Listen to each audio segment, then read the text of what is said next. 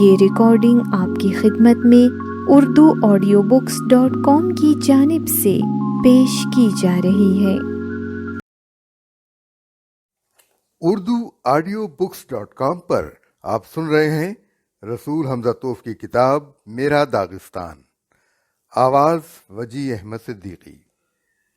جب آندھی گاؤں کے پاتی سے اس کا کوٹ چھینا گیا تھا تو اس وقت میں وہاں موجود تھی۔ ہاں، میں وہاں بھی تھی جب مریم کو اغوا کر کے گھوڑے کی زین سے لٹکی ہوئی فتراک میں باندھا گیا تھا، اور جب جون آف آرک نے اپنی تلوار بے نیام کی تھی اور اپنی فوجوں کو آگے بڑھنے کا حکم دیا تھا تو میں وہاں بھی حاضر تھی۔ جب ایک آدمی نے پنکھ ایجاد کیے تھے اور گرجا گھر کے مینار سے چھلانگ لگائی تھی تو میں اس کے ساتھ تھی۔ جب میگلان اور کولمبس سفر پر روانہ ہوئے تھے تو میں وہاں موجود تھی۔ جب فنکار سسٹین میڈونا کو جنم دے رہا تھا تو میں وہاں حاضر تھی۔ ہر زمانہ اور ہر دیس میرا میدان عمل ہے۔ میرے کردار انسان ہیں۔ انسان کے پاس ذہن بھی ہے اور روح بھی۔ ہر بر اعظم میں انسان کو یہ چیزیں ملی ہیں تاکہ وہ محبت اور نفرت کر سکے، بہادر یا بزدل، نیک یا بدباطن، بے لوث یا مفاد پرست بن سکے اور سچ بول سکے یا افترا پردازی کر سکے۔ انسانوں کے ذہن اور آج کی روحیں یہ میرا میدان جنگ ہے۔ میری فتوحات اور میری شکستوں کا محاذ ہیں، میرے کارناموں کے آئینہ دار ہیں۔ اگر ایسا ہے تو مجھے صاف صاف بتا دو کہ میرا وجود کس لیے ہے۔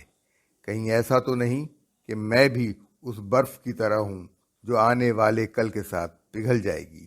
کہیں ایسا تو نہیں کہ میں ایک ایسے گھڑے میں پانی بھرنے کی کوشش کر رہا ہوں جس کے پیندے میں شگاف ہو چکا ہے۔ کیا تمہاری آتش لازوال کی کوئی چنگاری میری روح میں بھی داخل ہو پائی ہے، یا تمہارا کوئی جلتا ہوا اور مست کن قطرہ میرے لبوں تک پہنچ پایا ہے؟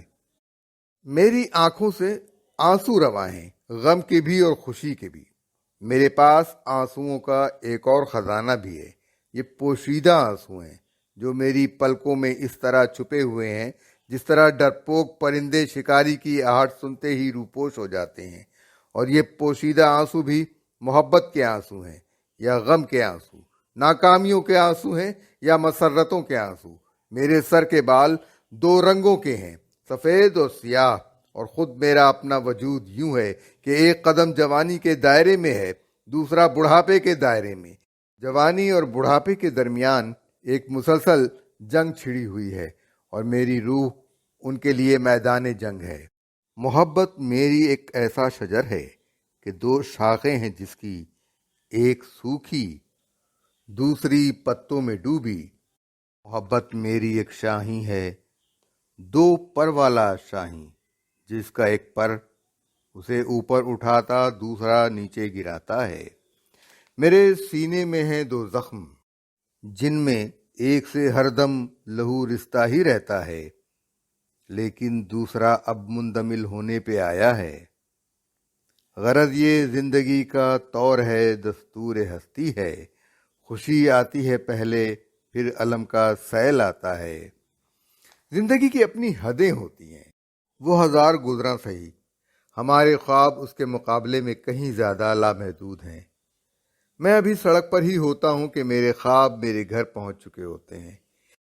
میں محبوبہ سے ملاقات کے لیے نکلتا ہوں اور ابھی راستے ہی میں ہوتا ہوں کہ میرا تصور محبوبہ سے ہم آغوش ہو چکا ہوتا ہے۔ میں وقت اور لمحات کی قید میں ہوں، لیکن میرا تصور ان سے آزاد ہے۔ وہ بہت پہلے اس سرحد کو پار کر جاتا ہے جہاں زندگی ایک لازوال اندھیرے میں ڈوب جاتی ہے۔ میرا تصور صدیوں کا فاصلہ طے کر لیتا ہے۔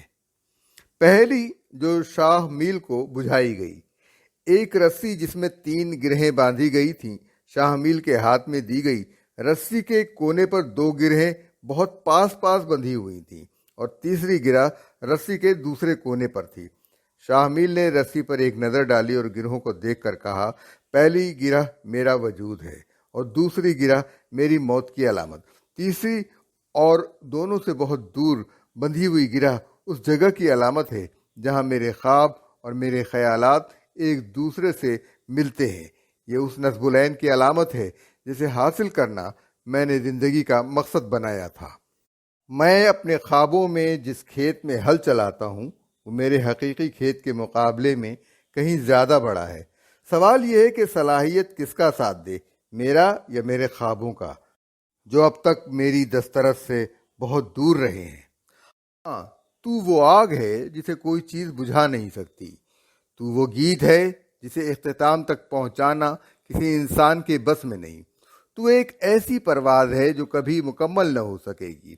میں تو صرف اتنا پوچھنا چاہتا ہوں کہ کیا میں تیرے صدیوں پرانے گیت میں ایک انوکھے نغمے کا اضافہ کر پاؤں گا، اس نغمے کا جو میرا ہوگا، ایک آوار نغمہ ہوگا۔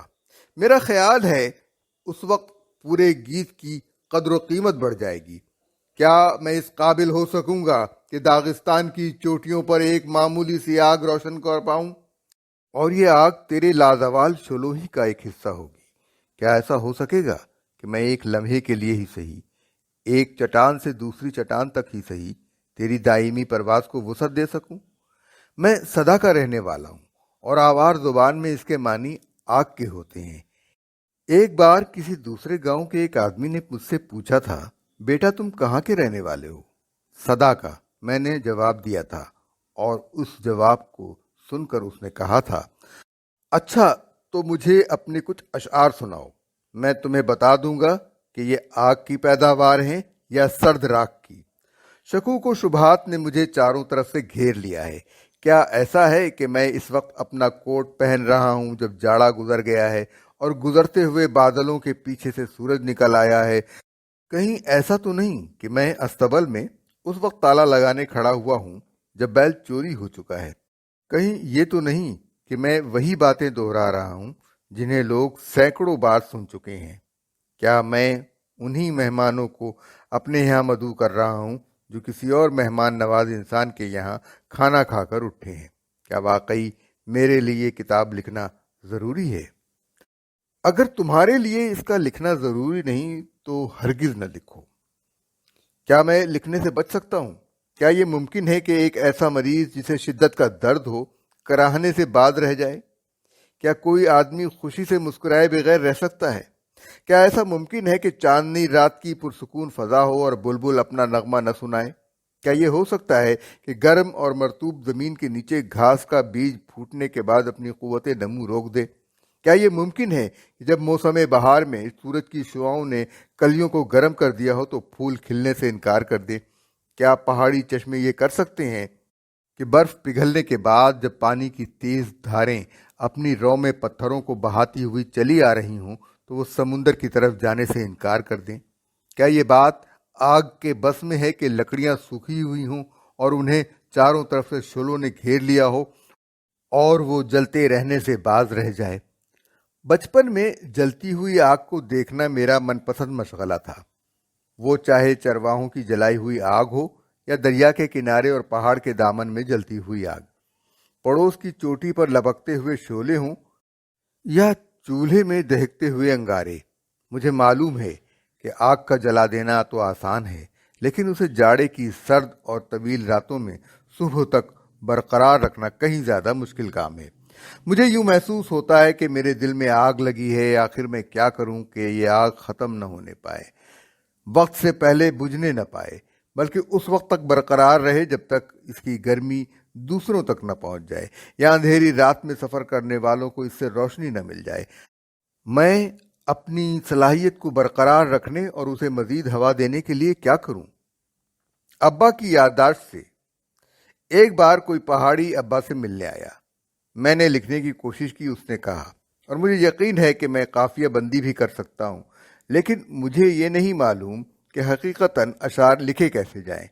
اور اس کا جواب ابا نے یوں دیا، وائلن کے تار چھیڑ دینا ہی کافی نہیں، یہ بھی جاننا چاہیے کہ اسے بجایا کیسے جاتا ہے۔ محض اتنا ہی کافی نہیں کہ آپ کے پاس کھیت ہے، آپ کو یہ بھی جاننا چاہیے کہ اسے کیسے جوتا جاتا ہے اور بیج کیسے بوئے جاتے ہیں۔ تو پھر مجھے نظمیں لکھنے کے لیے کرنا کیا چاہیے؟ بس یہ کہ کام شروع کر دو۔ काम और काविश। जिसे ये भरम हो कि हमारा काम दिक्कत तलब नहीं, वो कोबाची आकर देखे कि हम कैसे मेहनत करते हैं। कोबाची की दस्तकारी के एक नमूने पर नक्शे तहरीर। मैं अपनी शायरी का बंदे बेदाम हूँ, दिन भर झुकाए सर, पसीना पोंछता रहता हूँ मेहनत का, मुझे तो सर उठाने की इजाजत भी नहीं मिलती, नहीं है रोज शब में एक पल भी फुर्सत का।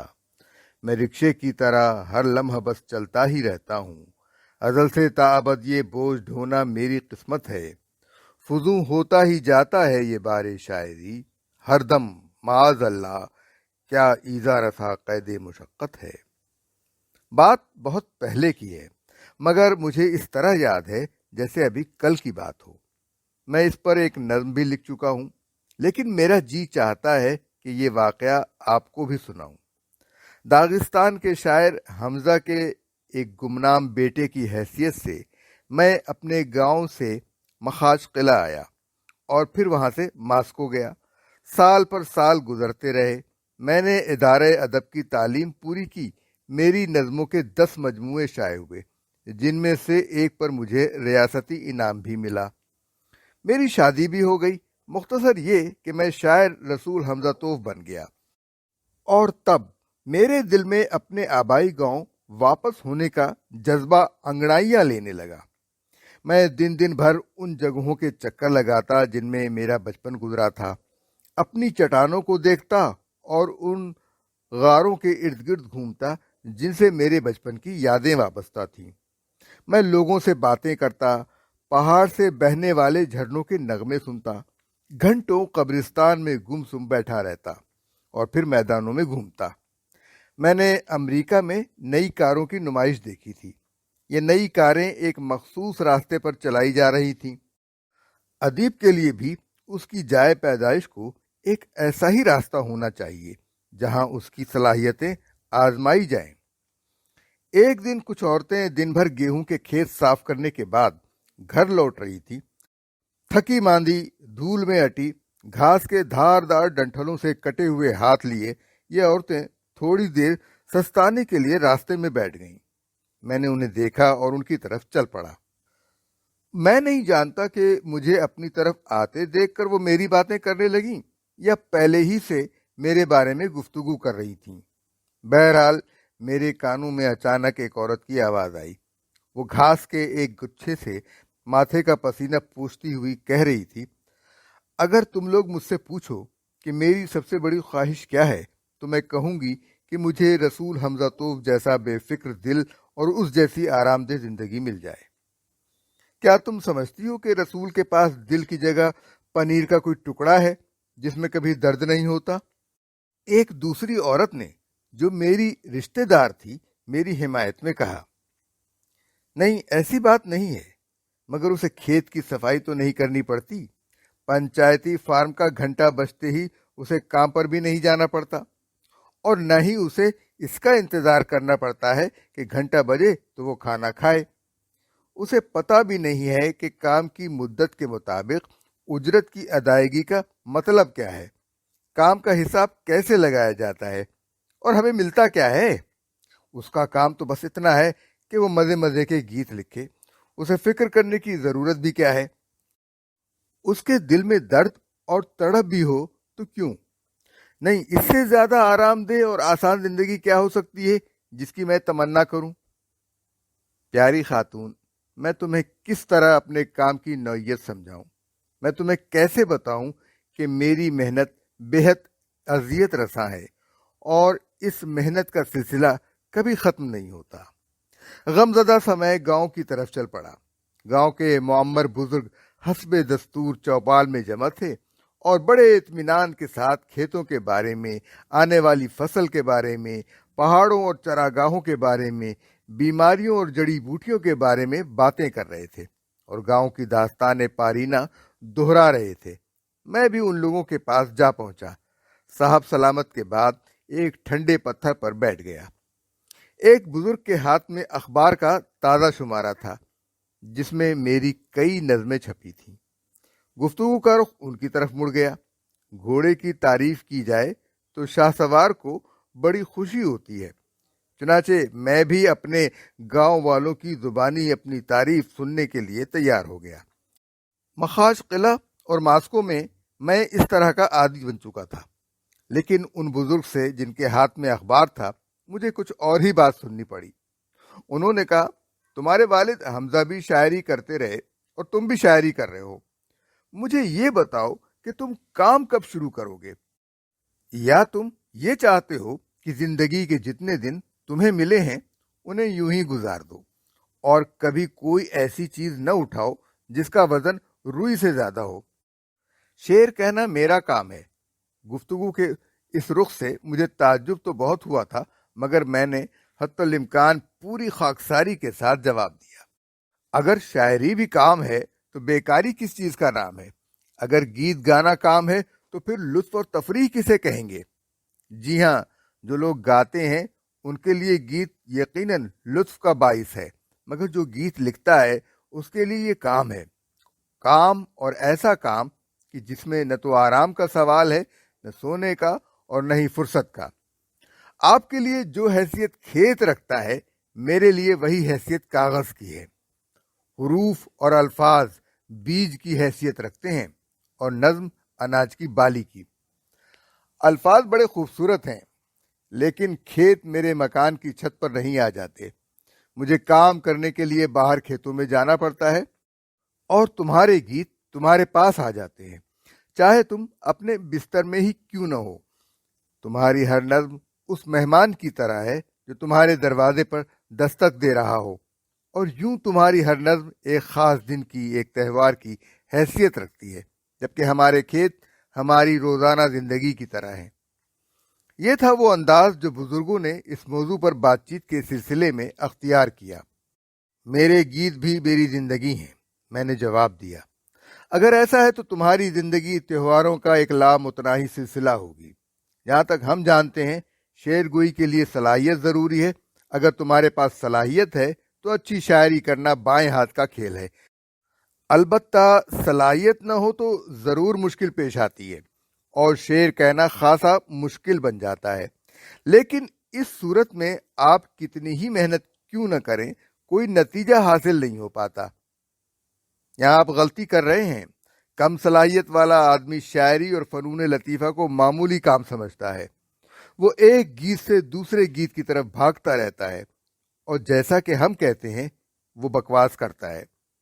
آرٹ اس کے لیے محض روزی کا ذریعہ ہوگا۔ جس کے پاس حقیقی معنوں میں صلاحیت ہوگی وہ تخلیق کے بارے میں ذمہ داری بھی محسوس کرے گا۔ باصلاحیت انسان کے لیے اس کی شاعری ایک ایسا کام ہے جو اہم بھی ہے اور مشکل بھی۔ ایسا تو نہیں ہے کہ جو چیز بھی گائی جائے وہ گیت بن جائے، اسی طرح سنائی جانے والی ہر بات کہانی بھی نہیں ہو جاتی۔ اچھا، اگر یوں ہے تو تم ہمیں بتاؤ کہ تم کام کیسے کرتے ہو؟ تمہارے کام میں دقت طلب بات کیا ہے؟ میرے ارد گرد معمر کسان بیٹھے ہوئے تھے۔ میں نے انہیں اپنے کام کی نوعیت سمجھانی چاہی، لیکن جلد ہی میں نے محسوس کر لیا کہ میں انہیں وہ سب کچھ سمجھانے میں ناکام ہوں جسے میں بڑی صاف اور آسان سی بات سمجھتا تھا۔ میں نے کچھ بے ربط سے جملے کہے، کچھ ہکلایا اور پھر خاموش ہو گیا۔ ان بزرگوں نے اس دن میرے چھکے چھڑا دیے۔ میں انہیں یہ نہ سمجھا پایا کہ شعر کہنا مشکل کیوں ہے اور شعر گوئی ہے کس طرح کا کام۔ اس بات کو ایک عرصہ گزر چکا ہے، لیکن آج بھی اگر کوئی پوچھ لے تو میرے لیے یہ بتانا مشکل ہو جائے گا کہ میرا کام ہے کیا، یہ دقت طلب کیوں ہے، اور یہ کام ان کاموں سے مختلف کس طرح ہے جو دوسرے لوگ کرتے ہیں۔ وہ جگہ کہاں ہے جہاں میں کام کرتا ہوں؟ یقیناً وہ جگہ میری میز ہے، مگر یہ جگہ کوئی پہاڑی راستہ بھی ہو سکتا ہے جس پر میں ٹہل رہا ہوں اور ٹہلتے ٹہلتے اپنی نظم کے بارے میں سوچنے لگتا ہوں۔ آوازیں اور الفاظ میرے ذہن میں ابھرنے لگتے ہیں، مگر میں انہیں نظر انداز کر دیتا ہوں۔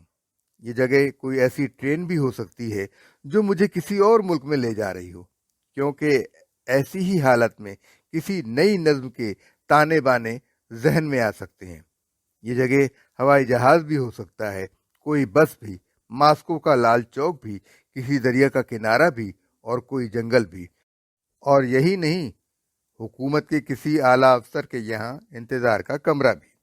بات یوں ہے کہ میرے لیے کام کی جگہ اور وہ کھیت جسے میں جوتتا اور کاٹتا ہوں، روئے زمین کا کوئی بھی گوشہ اور کوئی بھی کونا ہو سکتا ہے۔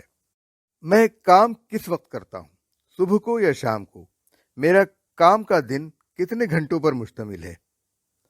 6 گھنٹے، 8 گھنٹے، 12 گھنٹے یا اس سے بھی زائد؟ اگر اس سے بھی زائد ہے تو میں ہڑتال کیوں نہیں کرتا اور یہ مطالبہ کیوں نہیں کرتا کہ مجھ سے ایک دن میں صرف 8 گھنٹے کام لیا جائے؟ اور یہی اصل مسئلہ ہے۔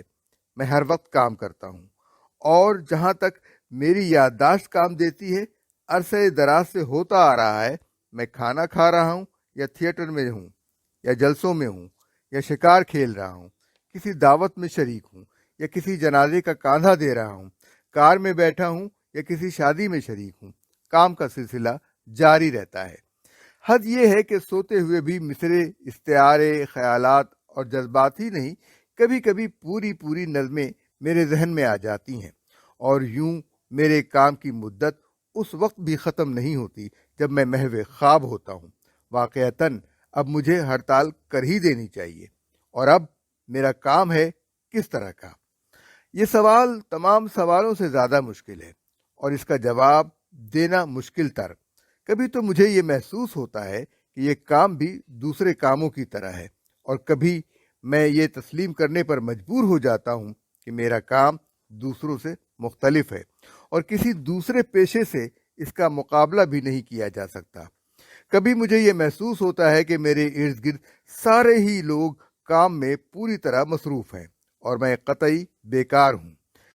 پھر کچھ ایسی گھڑیاں بھی آتی ہیں جب مجھے لگتا ہے کہ تنہا میں ہی ہوں جو کام کر رہا ہوں، اور دوسرے جتنے بھی لوگ ہیں وہ میرے مقابلے میں قطعی بیکار ہیں۔ چڑیوں کا کام بہت آسان ہے۔ وہ ساری زندگی میں ایک ہی گیت الاپتی رہتی ہیں، وہ گیت جو انہوں نے اپنے والدین سے سیکھا تھا۔ اسی طرح پہاڑی جھرنے ہیں جو ہزارہا سال سے ایک ہی راگ الاپتے چلے آ رہے ہیں۔ لیکن مجھے زندگی کی مختصر سی مدت میں اتنے گیت لکھنے ہیں جو برس ہا برس تک کام آ سکیں۔ جس شخص نے پہلی بار زمین کے ایک چھوٹے سے حصے پر ہل چلایا ہوگا، اس کے لیے یہ کام شاید مشکل رہا ہوگا، اور اسے بھی اتنی ہی مشکلوں کا سامنا کرنا پڑا ہوگا جس نے پہلی بار گیت لکھا ہوگا۔ لیکن جب 1000 لوگ زمین کے اسی حصے پر ہل چلا چکے ہوں تو ان کے بعد ہل چلانے والے کا کام زیادہ آسان ہو جاتا ہے۔ اس کے قطعی برخلاف جب 1000 لوگ اپنی نظمیں لکھ چکے ہوں تو بعد میں آنے والے شاعر کے لیے نظم لکھنا اور زیادہ مشکل ہو جاتا ہے۔ اور اس لیے میں ہل چلانے والے سے کہوں گا، ایک طرح سے میرا کام تمہارے کام ہی کی طرح ہے، اس لیے مجھے بیکار نہ سمجھو، اور یہ نہ سوچو کہ میری زندگی مسرت، دل لگی اور فرصت کا ایک لامتناہی سلسلہ ہے۔ تمہاری ہی طرح میں نے بھی پلک جھپکائے بغیر اپنے کھیت کی فکر میں لمبی لمبی راتیں گزاری ہیں۔ جس طرح تم بوائی کے لیے بہترین بیجوں کا انتخاب کرتے ہو، اسی طرح میں بھی اپنے مصروں کے لیے الفاظ کے بے پناہ خزانے سے بہترین لفظ چنتا ہوں۔ ہزارہا الفاظ کے خزانے سے مجھے کوئی ایک لفظ چننا ہوتا ہے۔ میرے پاس بھی زمین کا ایک قطع ہے، اور میں بھی اس وقت مسرت محسوس کرتا ہوں جب زمین سے ننھے ننھے پودے پھوٹتے ہیں، اور تمہاری ہی طرح اپنی محنت کے پھلوں کی رکھوالی کرتا ہوں۔ مجھے بھی اپنے ڈھنگ سے کاشت اور نرائی کا کام انجام دینا پڑتا ہے، اور میرے کھیت میں بھی خس و خاشاک ہوتے ہیں جنہیں صاف کرنا پڑتا ہے۔ مشین کے ذریعے بھی اچھے اور برے بیجوں کا الگ کرنا خاصا مشکل کام ہے، مگر اچھے اور موزوں الفاظ کا غیر ضروری الفاظ سے الگ کرنا اس سے بھی کہیں زیادہ مشکل عمل ہے۔ تم کو اپنا کھیت طوفان باد و بارہ سے، پالے اور خشک ہواؤں سے بچانا پڑتا ہے۔ مجھے ایسے گیت جنم دینے ہوتے ہیں جو ان سب سے کہیں زیادہ تند خو اور تباہ کن دشمن یعنی وقت کا مقابلہ کر سکیں۔ میں ایسے گیت لکھنا چاہتا ہوں جو صدیوں تک زندہ رہ سکیں۔